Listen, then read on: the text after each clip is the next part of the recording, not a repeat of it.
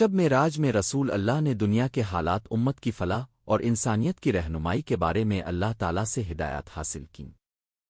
اس دوران اپنے جنت اور دوزخ کے مناظر دیکھے، فرشتوں کے نظام کو جانا اور قیامت کے دن کی حقیقت کا ادراک کیا۔ یہ سب تجربات رسول کی نبوت کی عظمت اور انسانوں کے لیے اللہ کے منصوبے کی وضاحت کرتے ہیں۔ واپس آنے کے دوران اللہ تعالیٰ نے آپ کو زمین پر واپس بھیجا اور یہ ہدایت فرمائی کہ امت کے لیے نماز 5 وقت فرض کی جائے۔ حضرت موسیٰ علیہ السلام نے پہلے حضرت محمد سے پوچھا کہ نماز کتنی مرتبہ فرض ہوگی، تو آپ نے بتایا کہ 50 مرتبہ فرض ہے۔ لیکن حضرت موسیٰ علیہ السلام نے نبی کو مشورہ دیا کہ یہ تعداد بہت زیادہ ہے اور واپس جا کر اللہ سے کمی کی درخواست کرے۔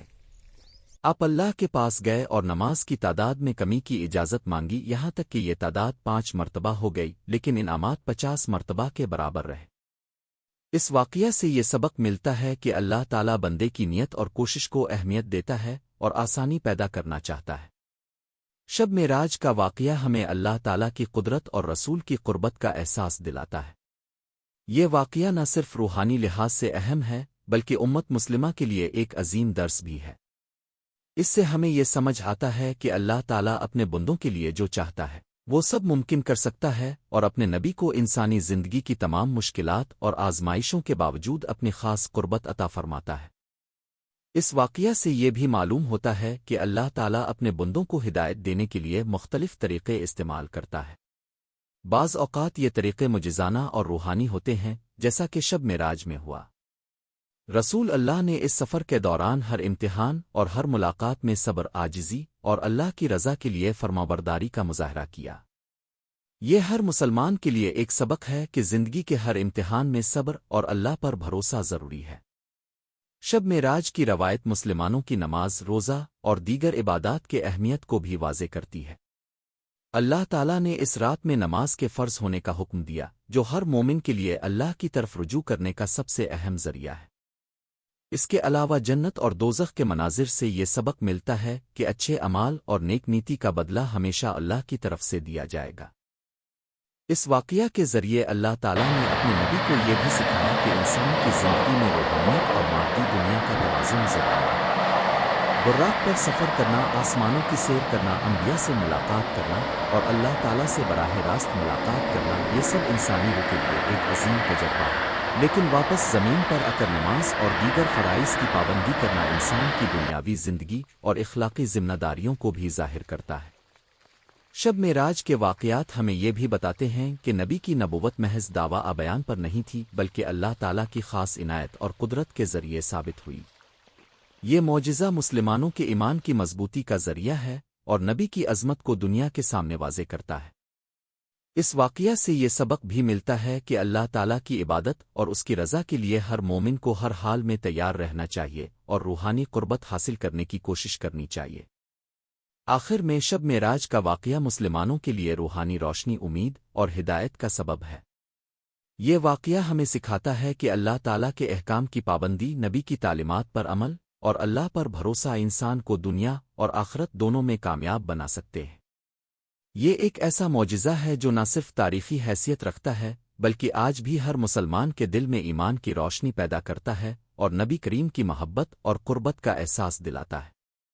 لہٰذا شب معراج صرف ایک تاریخی واقعہ نہیں بلکہ مسلمانوں کے لیے ایک روحانی سفر اور اللہ کے قریب ہونے کا ذریعہ ہے۔ یہ ہمیں یاد دلاتا ہے کہ اللہ کی رضا کے حصول کے لیے ہر انسان کو صبر، عبادت اور نیک نیتی کے راستے پر چلنا چاہیے تاکہ زندگی میں سکون، روحانی اطمینان اور آخرت میں کامیابی حاصل ہو۔ یہ واقعہ ہمیں یہ بھی سکھاتا ہے کہ اللہ تعالیٰ کی قدرت لامحدود ہے اور وہ اپنے بندوں کو ہر صورت میں رہنمائی اور قربت عطا کر سکتا ہے، بشرطے کہ بندہ اس کی راہ میں مکمل خلوص کے ساتھ قدم بڑھائے۔ حضرت محمد کی شب معراج کا واقعہ اسلام کی تاریخ میں ایک نہایت عظیم اور معجزانہ واقعہ ہے جو ایمان والوں کے دلوں میں یقین اور محبت کی شدت پیدا کرتا ہے۔ شب معراج وہ رات ہے جس میں اللہ تعالیٰ نے اپنے محبوب نبی کو زمین سے آسمان کی طرف بلند فرمایا اور ان کو بہت بڑے روحانی اور الہی انعامات سے نوازا۔ یہ واقعہ مسلمانوں کے لیے اللہ کی قدرت، رسول کی قربت اور نبوت کی عظمت کا روشن ثبوت ہے۔ شب معراج کی رات کی ابتدا اس طرح ہوئی کہ رسول اللہ مکہ مکرمہ کی مسجد الحرام میں رات کے وقت عبادت فرما رہے تھے۔ ایک دن اللہ تعالیٰ نے حضرت جبریل علیہ السلام کو بھیجا اور آپ کو اللہ کے حکم کے مطابق ایک خصوصی سفر کے لیے تیار کیا۔ اس سفر میں آپ کو ایک مخصوص جانور براق کے ذریعے سفر کرایا گیا۔ براق ایک عجیب اور معجزاتی مخلوق تھی جو بہت تیز رفتار تھی اور صرف اللہ کے حکم سے ہی زمین و آسمان کی مسافت طے کر سکتی تھی۔ روایتوں کے مطابق براق کے پیر ہلکے اور نورانی تھے اور اس کا جسم شفاف اور روحانی روشنی سے بھرا ہوا تھا۔ رسول اللہ براق پر سوار ہوئے اور سب سے پہلے بیت المقدس کی طرف روانہ ہوئے۔ بیت المقدس میں اپنے دیگر انبیاء کرام سے ملاقات کی اور ان کے ساتھ نماز ادا کی۔ یہ ملاقات ایک روحانی تجربہ تھی جس میں آپ کی نبوت کی عظمت اور اللہ کے منتخب بندوں کے درمیان محبت اور تعلق ظاہر ہوا۔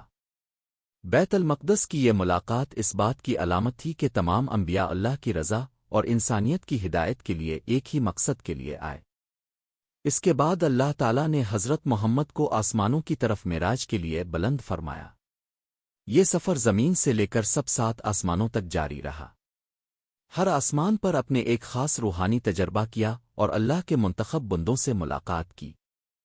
پہلے آسمان پر حضرت آدم علیہ السلام، دوسرے آسمان پر حضرت اور حضرت عیسیٰ علیہما السلام، تیسرے آسمان پر حضرت یوسف علیہ السلام، چوتھے آسمان پر حضرت ادریس علیہ السلام، پانچویں آسمان پر حضرت ہارون علیہ السلام، چھٹے آسمان پر حضرت موسیٰ علیہ السلام اور ساتویں آسمان پر حضرت ابراہیم علیہ السلام سے ملاقات ہوئی۔ ہر ملاقات میں رسول کو اللہ کے عظیم منصوبے اور انبیاء کی خدمت کی اہمیت کا احساس ہوا۔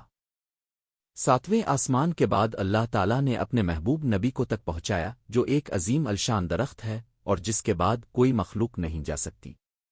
یہاں اپنے اللہ تعالیٰ سے براہ راست ملاقات کی۔